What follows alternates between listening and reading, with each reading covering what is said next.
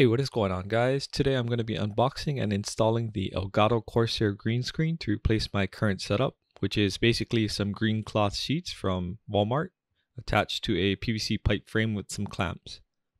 This setup works fine, however, setup is time consuming and these sheets are quite thin, so light would come through the backside, and that's not a good thing when you're trying to light a green screen. This green screen comes in two models, the MT or Mountable version, which I purchased, and the collapsible version.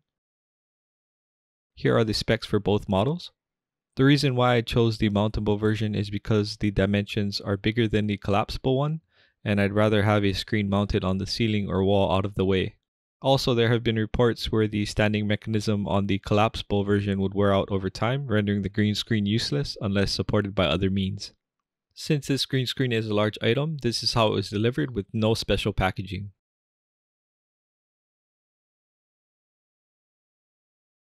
Inside you get an instruction guide, a pull-down cord, and of course the green screen wrapped in plastic and protected by foam blocks.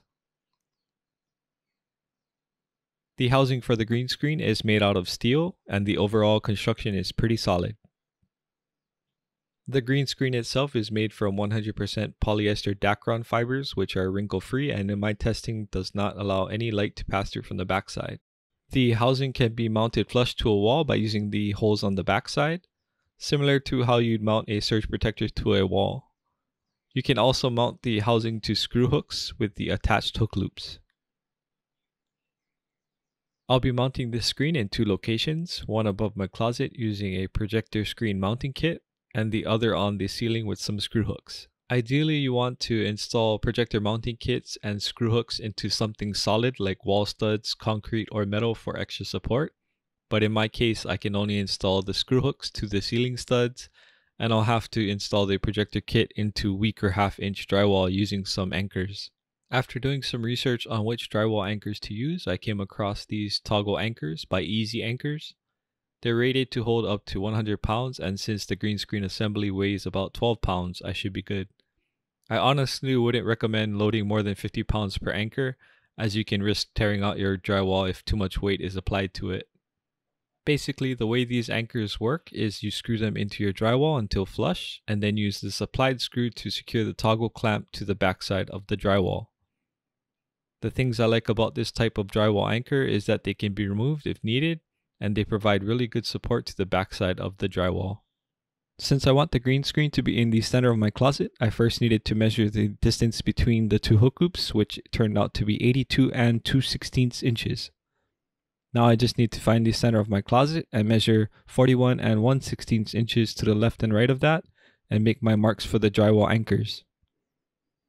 You also want to account for the green screen height, which is about 6.5 feet. So as long as the L-shaped brackets are above 6.5 feet, you should be fine. If you need to install the screen in a higher location, you can always use chains to lower the screen housing later. Since the projector mounting kit has two holes, I used the L-shaped bracket as a guide to mark out the required holes. To catch falling debris from the drywall as you screw in the anchors, you can overlap some masking tape and tape it below the working surface.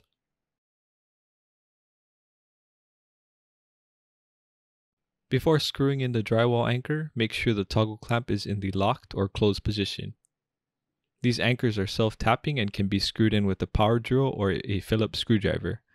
I chose to use a screwdriver to have more control over the anchor. When screwing in the anchor, you want the face of the anchor head to be flush with the surface of the drywall. Do not over-tighten as you risk blowing through the drywall.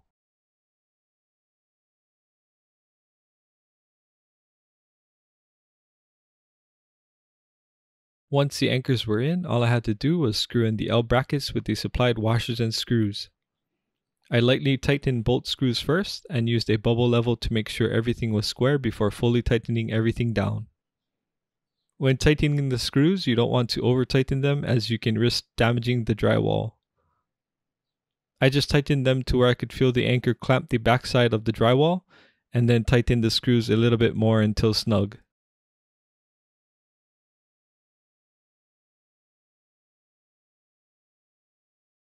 Now I just need to repeat the process for the other bracket.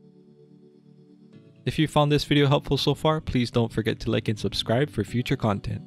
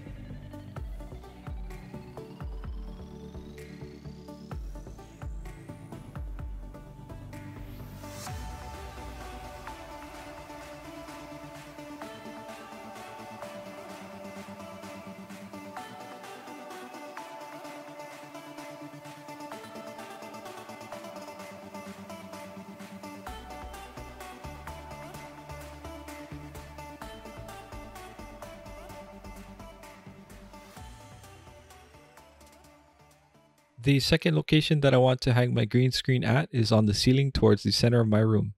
I'll be using the same center lines from the previous L brackets as a guide. This time I was lucky enough to find a wall stud to drill into for better support, so I picked up some 3-inch ceiling hooks from Target. This type of hook is meant to be screwed into something sturdy like a wall stud. If you screw this into drywall only, it will definitely blow out your drywall if you try to hang weights on it. First I had to locate the wall stud on the ceiling. One way you can locate a wall stud without a stud finder is with a magnet. Just run the magnet across the surface of the wall and it should snap to the screws that are used to secure drywall to the wall stud. You can also pound the surface of the drywall with your fist and listen for hollow and non-hollow changes in sound. Hollow sounds will indicate empty space, and non-hollow sounds will indicate a possible wall stud location. Pounding the drywall and feeling for solid areas can also indicate wall stud locations. If you're unsure of where the wall stud locations are in your room, I recommend seeking a professional, as you can risk drilling into something like electrical wiring. Since I didn't have a long enough ruler or a fancy laser level, I just used the longest object in my garage that had somewhat of a straight edge, which was a plastic gear track channel. I placed the end of the gear track as flush as I could to the wall, and then positioned the edge as close to the center line of the L bracket as possible. From there I marked the center of the wall stud, and I also marked the gear track channel so I could repeat the measurement for the second hook hole. Going back to the first hole mark, I used a hole punch to start the drill bit. These hooks require a 3/32 inch drill bit for installation.